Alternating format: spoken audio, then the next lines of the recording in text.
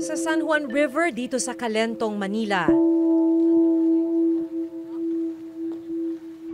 Tuloy-tuloy ang pagdaloy ng mga pira-pirasong plastik, papel, malansang sebo at iba pang mga basura.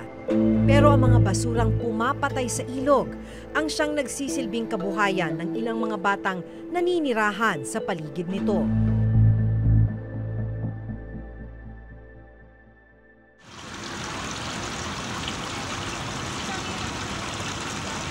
Isa sa kanila ang 14 na taong gulang na si Wendell. Bata pa lang daw siya nang matutong mamulot ng mga basura sa ilog.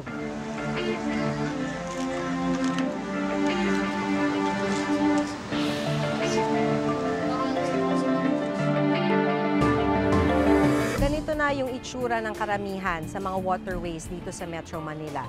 Napakarumi, napakarami ng lumulutang na mga basura, naghalo-halo na. Pero sa dami ng mga pinuntahan namin na mga waterways dito sa syudad, isa yung hindi nawawala. Marami sa mga kabataan ang patuloy na kumukuha ng basura dito sa napakaruming ilog at minsan ay sinisisid pa nila to para kumuha ng mga bakal at iba pang klase ng mga kalakal dito sa ilalim ng napakaruming ilog. Sakay ng isang lumang bangkang desaguan, sinasabayan ni Wendell ang agos ng tubig. Baliwala ang masangsang na amoy ng ilog.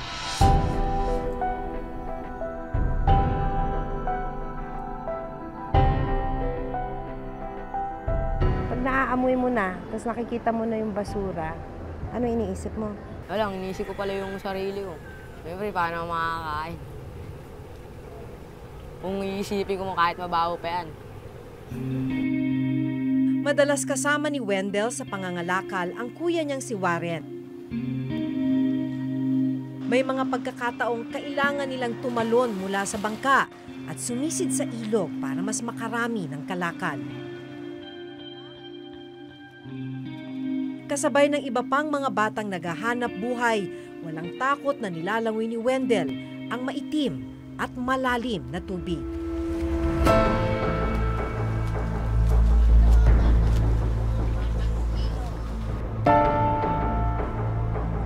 Mga patay na hayop at gamit na diapers ang ilan sa mga makikitang palutang-lutang sa ilog na ito. Kaya kung ano-anong sakit na raw ang napulot nila rito. May hirap po. Kasi minsan po ikakasakit po kami lalagnat. Minsan yung ilong namin dumudugo. Sa sobrang sakit po. Malalim po, ilakpas po ng tao. Yung mga 3 tao po sa gilid. Pero sa gitna po malalim po yan. Pagkatapos ng isang araw ng pagsasagwan, paglangoy at pangangalakal, halos kalahating sako lang ang napuno ng magkakaibigan. Hindi pa ito sapat para makabili ng pagkain. Pwede nyo bang ibenta agad yan? Kasi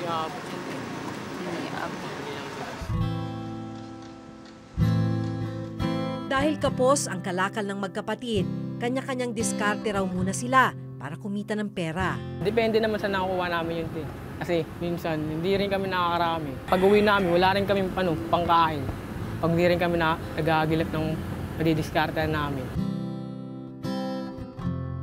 Kung hindi kami babaron para manisid, wala kami pangkain.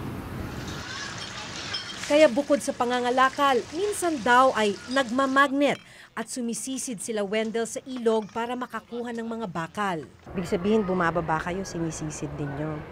Ano ang gamit ninyo? Ayun po yung magnet. Ito yung magnet na ginagamit ninyo. So, paano nyo ginagawa? Wala po. Oh. Ngari tubig, lulubog lang namin yan. Tapos parang dinadaan-daan lang ngayon pala yun. Na magnet lang kami. Titignan lang namin merong kumagat. Parang sinusuyod ninyo yung ilalim. Opo. Paano pagka may kumagat? Ano, binababa po namin. Ano itsura niya sa ilalim? Hindi naman po ako dumidilat sa ilalim. Paano mo makikita kung di ka dumidilat sa ilalim? Nakapaalam po ng kamay ko. Ano yung pinakamalalang nangyari sa'yo habang sumisisid ka? Alam po, nasusugatan lang ako.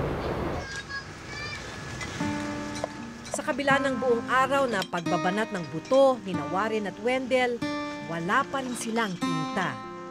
May hirap po. Nakakapagod nga rin po kasi pagka yung sasagawa ka, nakakano yung katawan mo. Minsan nalalamigan.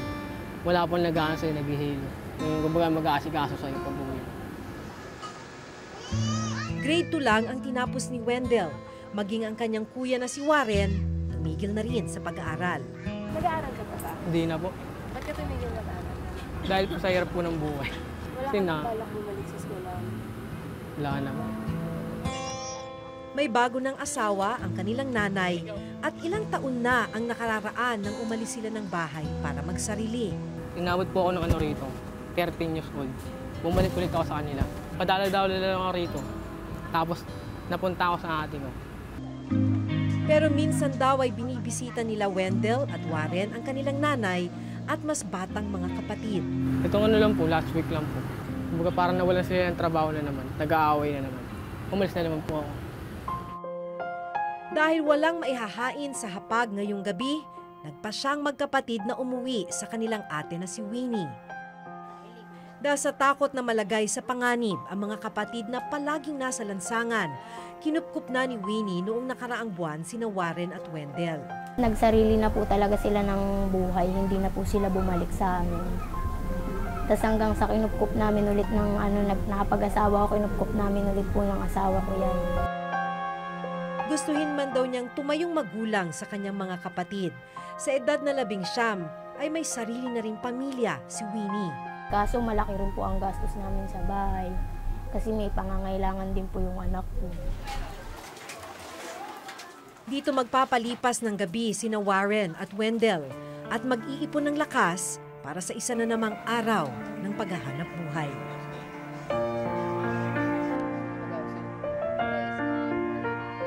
Kinabukasan, naghanda na ang magkapatid para muling mangalakal sa ilog.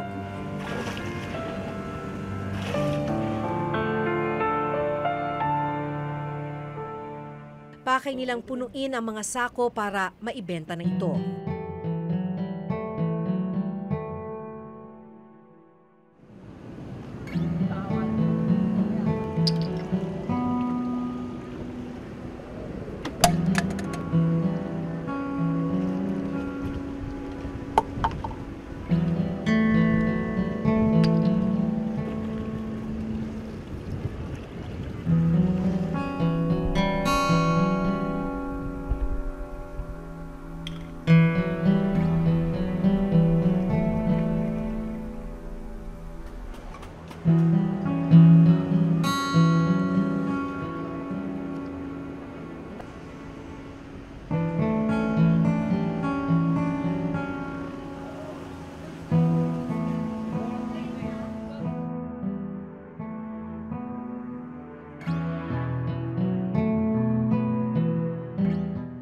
Ang kalakal na 2 araw na pinaghirapang ipunin ng magkapatid, dadalhin na sa junk shop para ibenta.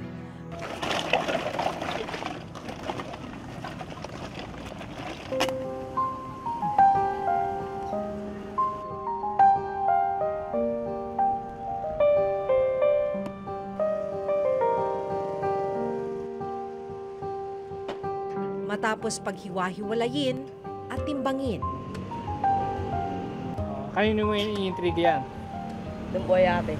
Para Pambili pong bigas. Ang 70 pesos na kinita nila, eksakto lang para sa ulam at 1 kilo ng bigas.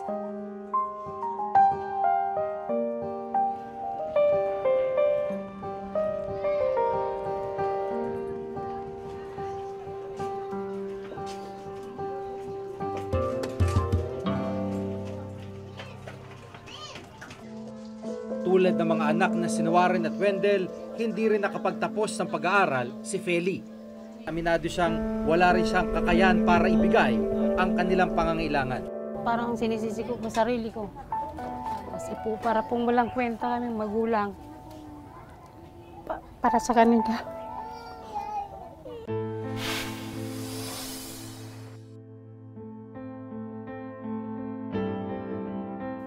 Sa hirap ng buhay, hindi na makuwang mangarap ng mga batang sina Wendell at Warren para sa kinabukasan. Ang mahalaga raw, mabuhay para sa ngayon at maitawid ang bawat araw. Iba't ibang diskarte at pamamaraan sa ilog at lansangan para malamnan ang kumakalam na tiyan. Bakit ka sumisisid? Bakit ka namamangka? Nagka-PR lang po ate. Pero nagtatampo ka ba sa mga magulang mo? Hindi po. Hindi ka nila naalagaan? May ganun ka bang tampo sa kanila? 13 taong gulang ang nanay ni Wendell na si Feli nang lumuwas ng Maynila.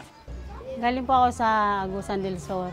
Tapos, pumunta po ako dito sa Manila, nagtrabaho ako. Tapos, nakapag-asawa po ako. Yun po. Nagkaroon pa ako ng anak. Nangupahan po kami sa squatter area. Wala na kaming pambayad. Wala nang trabaho yung asawa ko. Napunta po kami sa kalsada. Tulad ng mga anak na si Warren at Wendell, hindi rin nakapagtapos ng pag-aaral si Feli. Ilang ulit na rin daw niyang pinilit na umuwi ang kanyang 2 anak. Lalo na nung nalaman niyang sumisisid at nangangalakal sila sa ilog. Natakot po ako kasi siyempre po, tubig, baho-baho po nun. Tapos, sinisisid nila yung burak. Pumatalon nga raw po sila. Baka nga po pagtalon nila, mayroong, may makatusok po sa kanila na matulis na bagay. Sa kabilang banda, hindi raw niya masisi ang mga anak sa desisyong kumayod sa murang edad. Dahil aminado siyang wala rin siyang kakayahan para ibigay ang kanilang pangangailangan. Kasi nakikita rin po nila na walang mga trabaho magulang nila. Kaya siguro gumagawa na rin sila ng kakabuhay po sa mga sarili-sarili nila. Natakot po ako. Saka parang sinisisi ko po sarili ko.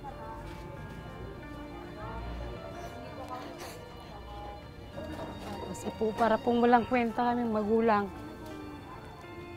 Para sa kanila. Sa 29 na milyong mga batang Pilipinong edad 5 hanggang 17, mahigit 5 milyon ang nasasangkot sa child labor. Sa bilang na ito, halos 3 milyon ang nasasadlak sa hazardous o mapanganib na uri ng hanap buhay. Katulad na magkapatid na sina Warren at Wendell na kailangang sumisid sa maburak na ilog. Kakulangan ng edukasyon pa rin daw ang ugat ng hindi matapos-tapos na problema ng child labor sa bansa. Kasi naranasan niya ng kumita. At ito ang dangerous, no? Na pag naranasan na ng batang kumita, makatanggap ng pera o sahod, kahit maliit to, mababa pa sa minimum wage, sasabihin niya na, ba't ko pa kailangan mag-aral? Madali lang palang kumita, no? Ang hindi niya nakikita is that, kung ganun lang yung kita niya, matatanggap niya na kita, kahit siya ay matanda na, that is really very small, no? Hindi yan sapat para magbigay sa kanya ng magandang buhay, lalo na kung may pamilya na siya. So kaya nga, susi talaga yung pamayanan, lalo na yung barangay. Dapat sa level ng barangay, ang mga opisyal, alam nila kung may violation na nangyayari. At imbis na konsintihin ito, dapat gawa nila ng aksyon. Ayon din sa NSO, mula taong 2001 hanggang 2011, tumaas ng 30% ang bilang ng mga batang nasasadlak sa child labor. Isang napakalaking area of intervention ay yung pagbibigay ng education, pag-orient or reorient sa values ng family. Dahil number 1 yung kanilang paniniwala na dapat nating i-prevent ay yung mga bata, no, ay kailangang magtrabaho para tulungan yung pamilya. Ang ilan sa mga programa namin ay yung unang-una sa ngayon yung Pantawid Pamilyang Pilipino program, dahil ang nilalayon po nito ay ibalik at i-maintain ang attendance ng mga bata sa school.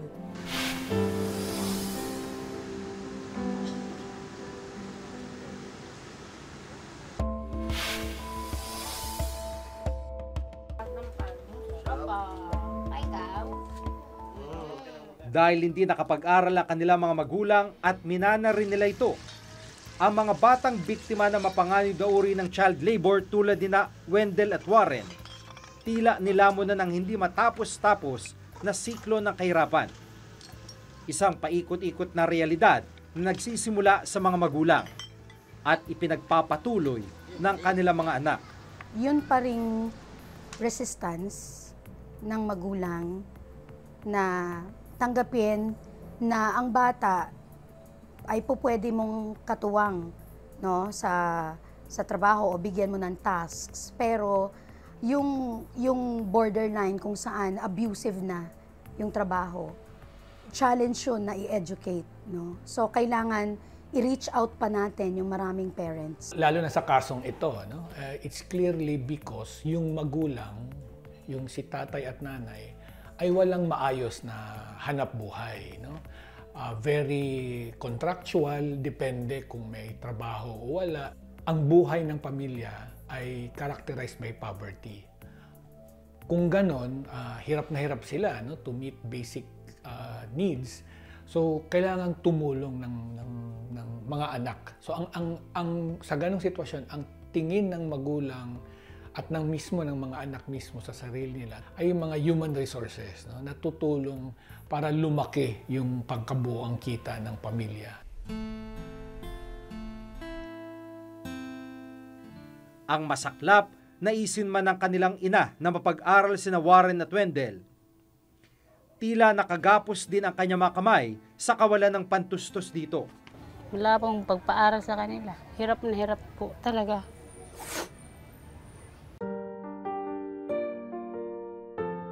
May pangarap ka ba? Wala ate. Wala? Sa tingin mo, makakaahon ka pa ba sa hirap? Tingin, hindi ate. Ako si Maki Pulido. Ako si Jigga Manikad at ito nakatala sa aming Reporter's Notebook.